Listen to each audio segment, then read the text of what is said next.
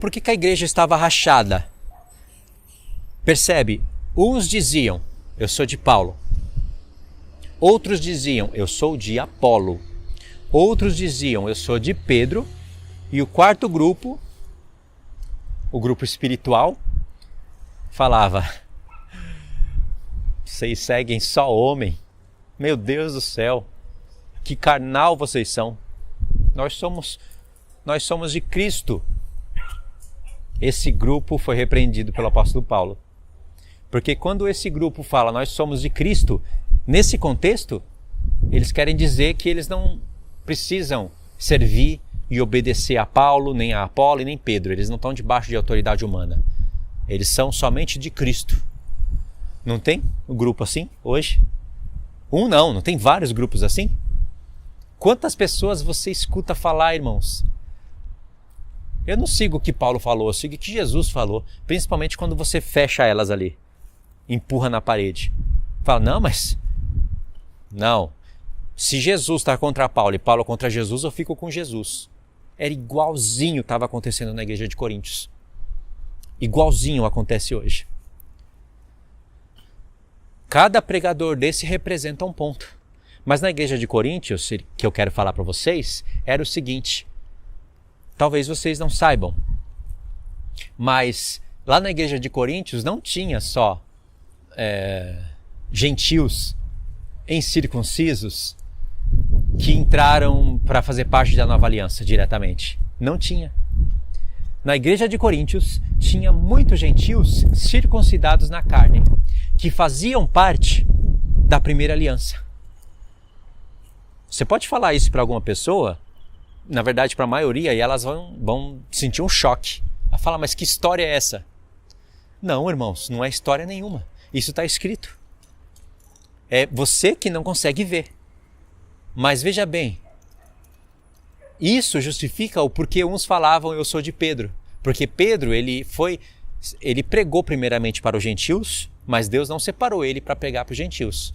Deus separou Pedro para pregar diretamente, o foco do seu ministério era para a circuncisão, para trazer na mente dos circuncidados, principalmente judeus, quem era Jesus, o que eram as festas e que eles tinham que se unir com a casa de Israel e entender o motivo daquilo. E esse tempo, Deus não retirou a antiga aliança de uma vez. Nesse tempo, ele teve que deixar a antiga aliança para servir de tempo de transição. Senão Deus iria dar um golpe na cabeça das pessoas. Cada um precisava de um tempo para compreender o que estava acontecendo. Então, nesse caso aqui, teria que gastar um certo tempo para provar isso para vocês. Mas eu vou gastar aqui só mais alguns minutos para fechar esse pensamento. Você precisa compreender o que estava acontecendo na época do apóstolo Paulo. Aí, cada vez que você for ler as cartas, você vai ler ela com olhos mais abertos, com ouvidos mais atentos.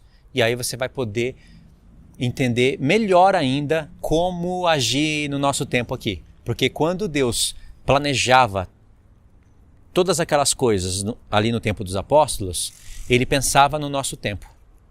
Pensava em provar os nossos corações e tudo isso. Foi tudo plano do Senhor. Então, você vai ver em 1 Coríntios 7, por exemplo, veja aqui o que eu falei aqui agora, da igreja estar rachada em 4 grupos. Está lá em 1 Coríntios 3 ou 4. E lá em 1 Coríntios 7, você vai ver o apóstolo Paulo falando assim para a igreja dos gentios. Cada um fique conforme foi chamado. E aí ele cita uma frase assim. Aquele que foi chamado circuncidado, aquele que foi chamado incircuncidado, não se circuncide. E aquele que foi chamado estando circuncidado, não desfaça a circuncisão. E aí, eu quero ver alguém explicar isso sem entender tudo isso que eu estou falando. Primeiro, ele está falando para a igreja dos gentios. Como que ele vai falar dessa maneira, aquele que foi chamado estando circuncidado? Circuncisão não é só cortar aquela pelinha do pênis. Não é. A circuncisão envolve esse ato de fé, é uma fé da antiga aliança, mas é um ato de fé ainda. Esse ato de fé, ou seja, vou entrar em comunhão com o Senhor, Mas aí você entra em toda a liturgia da antiga aliança. Ou seja, vai passar pelas 7 festas. Senão você não tem circuncisão coisa nenhuma. E tem que obedecer o que está escrito. Tanto é que tinha muitos judeus circuncidados na carne, mas eles, com essa circuncisão na carne, achavam que estavam em aliança com Deus. Mas eles não obedeciam, nem as coisas da antiga aliança. As suas primícias não eram entregues corretamente, eles eram roubadores, eles pecavam confiando nos sacrifícios, tudo contrário à lei. Por isso que o apóstolo Paulo fala que ele fala isso em Romanos, que a circuncisão desses se torna em incircuncisão. E os próprios gentios que tiveram a lei de Deus no coração, que eram incircuncisos, poderiam julgar eles. De maneira que os gentios incircuncisos iria ser reputado por circunciso, mas no coração. E os judeus circuncidados na carne iriam ser julgados pelos gentios da nova aliança e sendo reputados como incircuncisos no coração. Porque aí Paulo explica, né? Tem que juntar todos os textos. Então, para a igreja de Coríntios não faria sentido Paulo citar isso se não tivesse gentios circuncidados na carne. E de fato tinha. E aí eu pergunto, como que você vai desfazer uma circuncisão? Não tem como desfazer isso. A não ser que você entenda o que está na mente de Paulo. Desfazer a circuncisão é você parar de praticar as festas em um templo literal, com aquelas questões literais. E Paulo falou, deixou bem claro, até mesmo para os que aceitaram a fé. Se você foi chamado circuncidado, não desfaça. Em outras palavras, não deixe de entregar suas primícias, de dar o seu testemunho, de fazer tudo o que a antiga aliança te pede e você tem que fazer de testemunho para o povo. É isso que Paulo sugeriu para a igreja de Coríntios.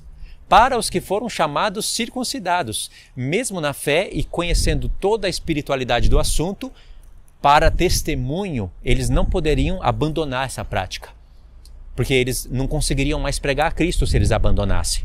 Por isso que Paulo rapava a cabeça, Paulo fazia tudo o que estava na lei, mesmo sendo um pregador da nova aliança para os gentios, mestre dos gentios, ele não parava de fazer nada.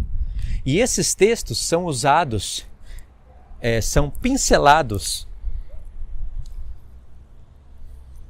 pela seita judaica para falar que Paulo nunca era contra a lei, então nós temos que olhar o que Paulo falava e fazer igual Paulo, como se nós tivéssemos que fazer as coisas da antiga aliança. Irmãos, não tem nem como, não tem nem templo, não tem sacerdócio levítico, e nem que se tivesse nós não poderíamos fazer, porque nós não fomos chamados na circuncisão.